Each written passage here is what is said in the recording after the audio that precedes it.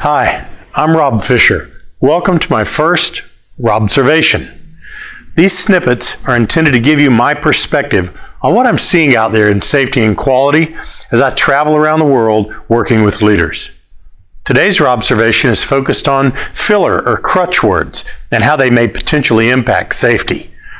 You know, we've heard a lot about safety differently as the big picture of how leaders and organizations should see and think about safety. And that's great.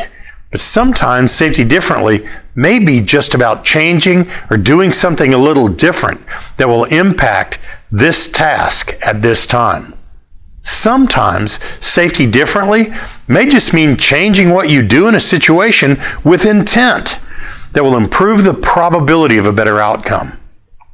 Take the example of a crew that I saw performing a pre-task brief not long ago. It was a pre-task brief for tailboard outside, and the leader of the pre-task brief was an experienced and seasoned supervisor. But he used some words and phrases that the famous U.S. Judge Judy calls filler words. I don't want to hear a like what happened or basically what happened. Those are filler words, okay? Filler words, basically like. These filler words seem to impact the effectiveness of the briefing. The briefing went something like this.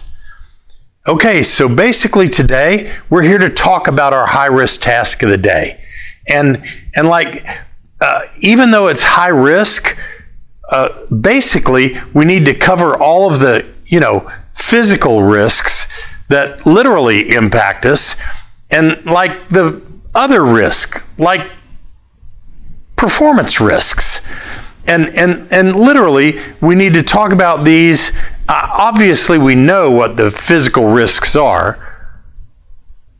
And even though I left out some of the real hazards they discussed, I thought I was just bothered by these millennial words like and so and like and basically. And when I heard them from my granddaughter and parroted them back, watching her roll her eyes. But however, this was a seasoned supervisor with an experienced crew. And I realized this isn't a millennial thing at all.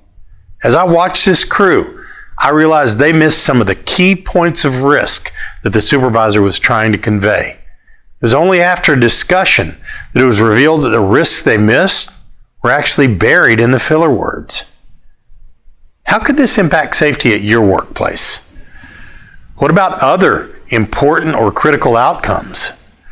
Are you aware of when you use filler words? And are you willing to intentionally influence the impact they have on the understanding of your audience? Please share your experience in the comments and let's start a dialogue. Thank you for contributing to this episode of Robservations, and see you next time. And remember, intentional leadership starts with you.